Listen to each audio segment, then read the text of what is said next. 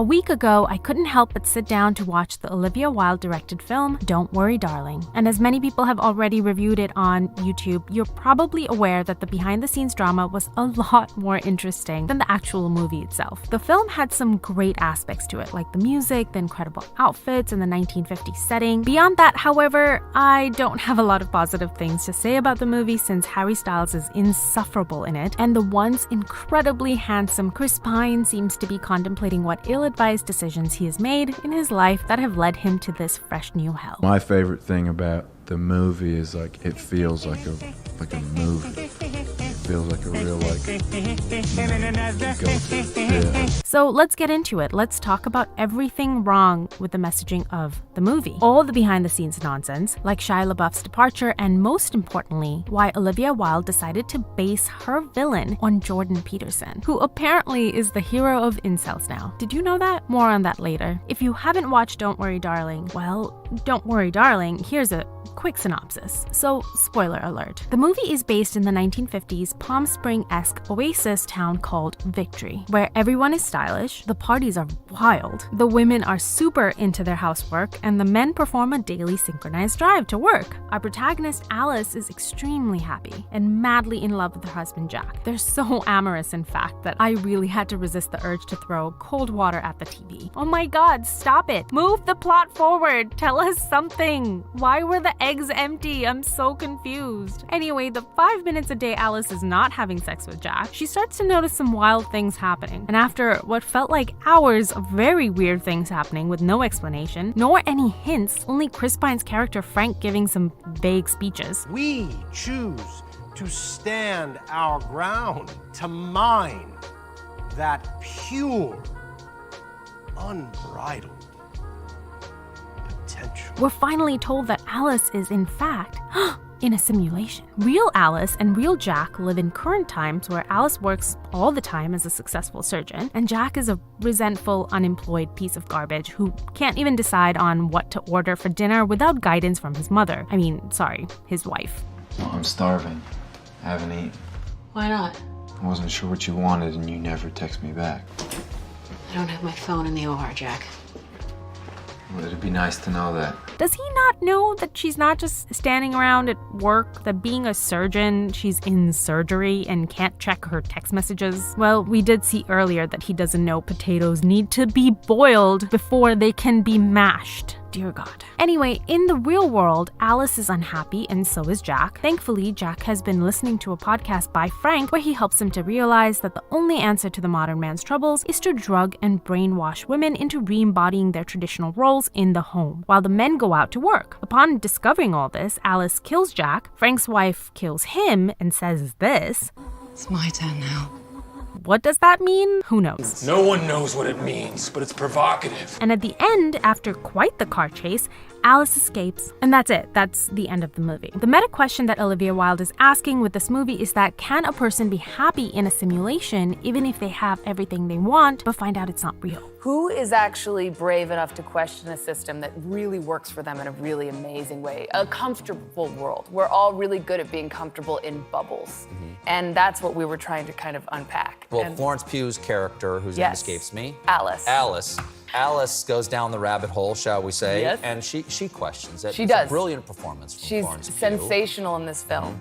And she is the one who's brave enough to dismantle the system that serves her. And the main message of the film is that the true male fantasy is to put women back in the kitchen where they can make the roasts and hand them a drink when they come home and toss said roasts aside because there's something else on the menu. You get to stay here, and you're happy. You're happy. Now, you know who the main villain of the piece truly is. It's the incels, or involuntary celibates, i.e. heterosexual men who blame women and the current structure of society for their miseries and general sexual failure with women. Which is why they have to drug them to get them to play out the roles that feel more natural, thanks to the influence of their cultish leader, Frank. Frank is the architect behind this new utopia, and yes, the character that Olivia Wilde said she modeled after Jordan Peterson. After calling Peterson a hero to incel community, Wilde described incels as disenfranchised, mostly white men who believe they are entitled to sex from women, and they believe that society has now robbed them, that the idea of feminism is working against nature, and that we must be put back into the correct place. Now, if you're familiar with Dr. Peterson's work, then you know that he is far from an incel hero. Okay, so you're a young man, and all the women are rejecting you. Who's got the problem? It's not all the women. That's a bad road to go down. If all the women are rejecting you, it's you. That doesn't sound very pro-incel to me. So why would Olivia Wilde compare Frank, who is literally arguing for female drug-induced enslavement, to Jordan Peterson? It's clear that Olivia Wilde is not familiar with his work. What she seems to be familiar with, however, is the work of his self-proclaimed enemies that have very intensely misinterpreted and misrepresented his beliefs. And in relation to the topics covered in Don't Worry, Darling, there are 3 specific ways that Dr. Peterson is misrepresented. Number 1, his comments on enforced monogamy. Number 2, his audience being comprised primarily of men. Number 3, his comments about the feminist movement. If we look at the phrase enforced monogamy without any context, that sounds like exactly the type of forced coercion of women that Don't Worry, Darling portrays. But what does it actually mean, and what does it have to do with Dr. Peterson? You know, I was pilloried a few years back for my comments about enforced monogamy because they were taken out of context and twisted in exactly the way that things like that get twisted now. But what did you mean by that? I mean that one human universal is the construction of societies to both mandate and reward monogamy. And there's all sorts of reasons for that. It's because it's the best long-term solution, fundamentally. But one of the reasons for that is that when women are scarce, men get violent. Now, you know, that was read to say, well, I thought that this society should be distributing women to undeserving men, which is, of course, absolutely and utterly preposterous and bears no relationship whatsoever to anything I ever said or thought, or anything anyone sane would ever think or say, or has ever thought or said. Because I don't know anyone politically ever who was insane enough to think that the state should distribute women to men. Like, that's just never happened. So to be accused of that belief, and then for that to, you know, be put forward as a credible representation of what I thought was just one of the preposterous things that has happened to me. It's an unfortunate name, enforced monogamy, because it's a term from anthropology, right? But what you mean is culturally celebrated monogamy, culturally and norms that are supporting people and raising that up as an institution. Supporting and punishing, both, but mostly supporting. I mean, the punishing is that there's a moral disapproval applied to, say, cheating, right? To adultery, to especially running around behind your partner's back if you're married, particularly that. But even if you're in a long-term stable relationship, it's like, well, that's all enforcement. In his comments about monogamy, Dr. Peterson is not talking about forcing women, but more so encouraging men to seek out proper long-term relationships and focus on self-improvement. Why are weak men such a problem? Well, weak people are a problem in general. And I don't mean physically weak. I mean cowardly, let's say, and deceitful, because I'm thinking it more in terms of moral weakness. Well, there's a variety of reasons. First of all, if you can't support your own weight, let's say, then someone else has to do it. And that's not good.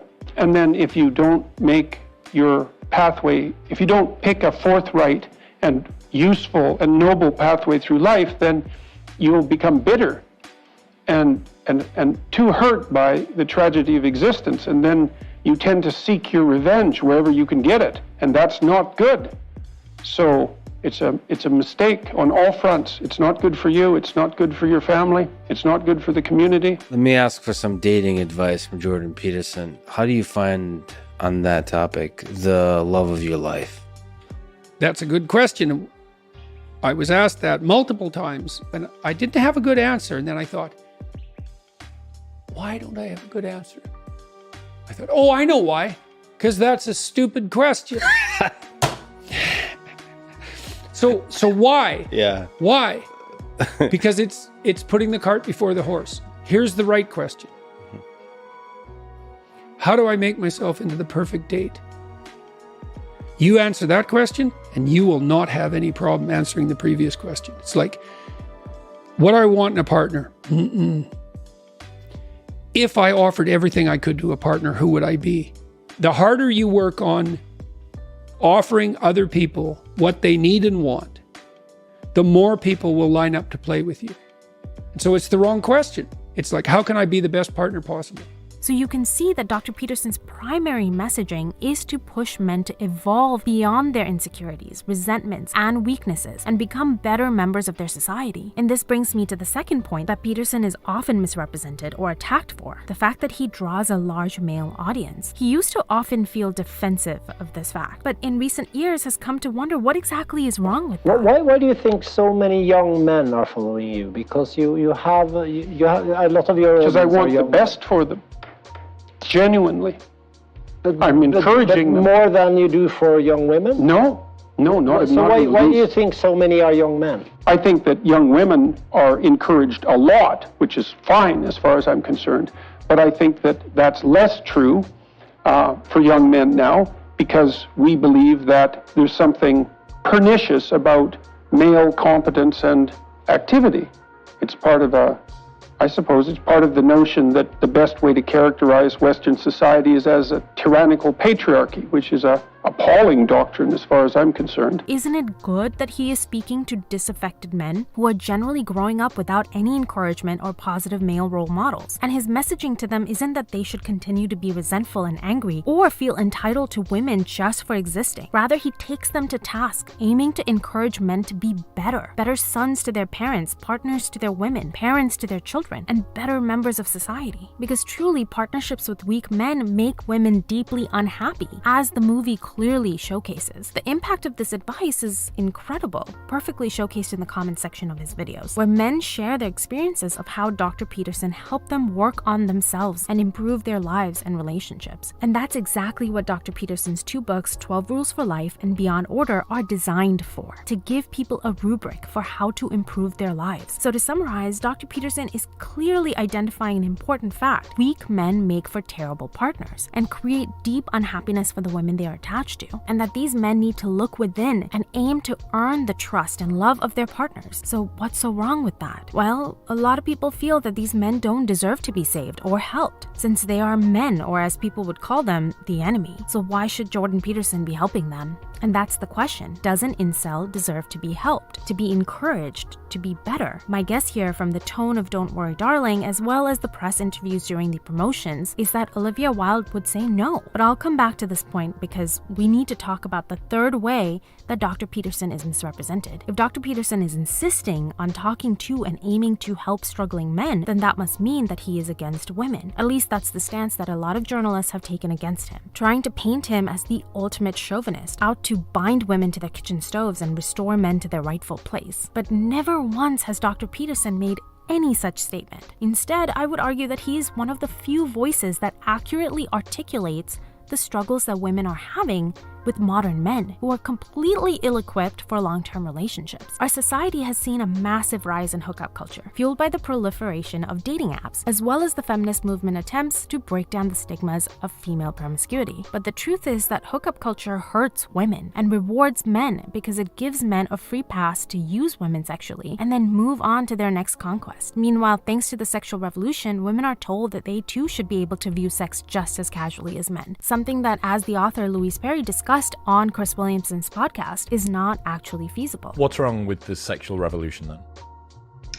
So my argument in the book is basically that there are some really important ways in which men and women are different from one another. One of those differences, for instance, is that male sexuality is different from female sexuality on average, that men are more likely to be into things like casual sex, watching porn, buying sex, all things that have become much more socially acceptable post-sexual revolution.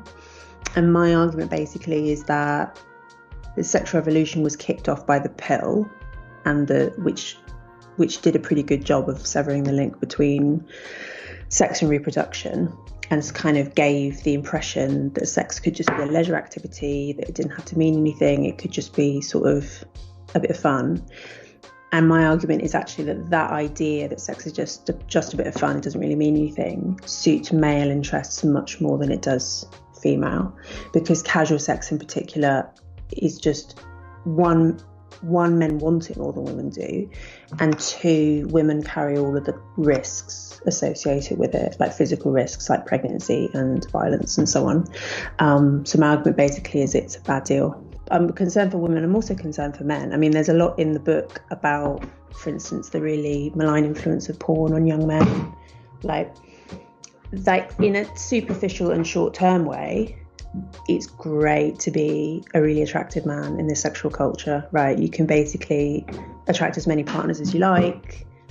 You know, consequence-free sex is freely available to you. But I think actually in the long run, that's not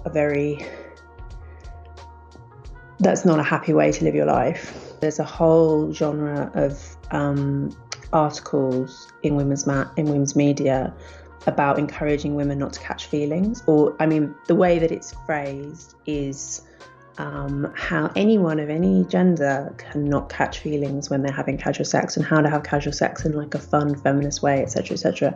But like, we know that women are much more likely to bond quickly with their sexual partners. We know that they're just much less likely to like casual sex. Something that's a really interesting and really marked difference between men and women on average in sexuality is women's sexual disgust threshold is a lot lower. So women will get the ick much easier than men will. But if you're going to participate, if you're going to have sex like a man, you have to overcome all of those instincts, right?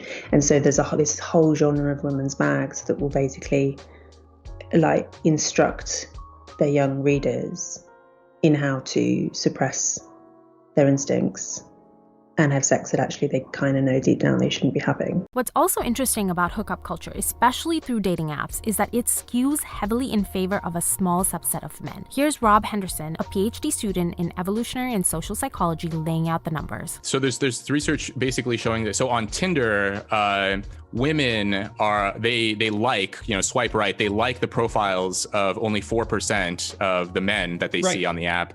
Whereas for men, when they see female profiles, they swipe right or like more than 60%. That's 60%. Many people have made the argument that by loosening the norms around marriage, it's actually been to the benefit of men in some sense, to be able to have lots of promiscuous partners with many different women and perhaps impregnate some of them and not have to stick around. There's no obligation to them beyond producing child support payment. So that means that it's advantageous to psychopathic men. Right, dark triad types. Well, exactly, because, the hallmark of psychopathy is short-term advantage taken by a given individual without care for anyone else. And it certainly seems to me like dating apps like Tinder. Now, I don't want to call every male who's successful on Tinder a psychopath. I'm not saying that. But I would say that if you're a successful polyamorous male on Tinder, and so that's going to be a very tiny subset of men, they're hyper-selected by women, a tiny subset of men who receive almost no rejection. They're set up to learn to be psychopathic because all their interactions with other people can be devoted to short-term sexual gratification with no emotional intimacy or long-term commitment.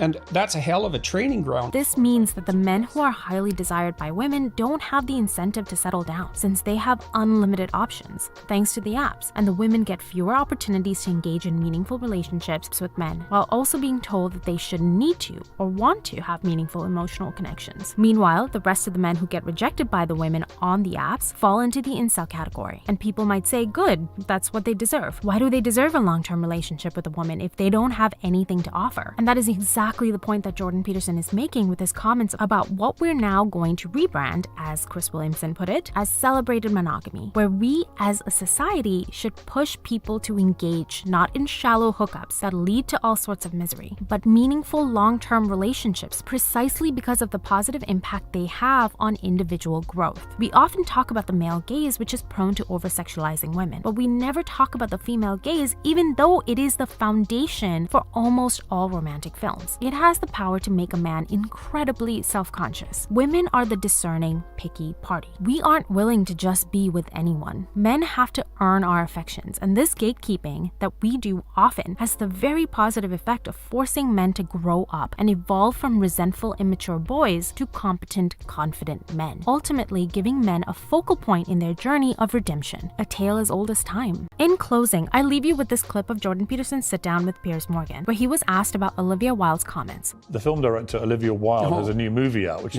she says is based on you, this insane man, this pseudo-intellectual hero to the incel community. Incel being these weirdo loner men who are despicable in many ways. Is that you? Are you the intellectual hero to these people? Sure. Why not? You know, people have been after me for a long time because I've been speaking to disaffected young men. You know, what a terrible thing to do that is.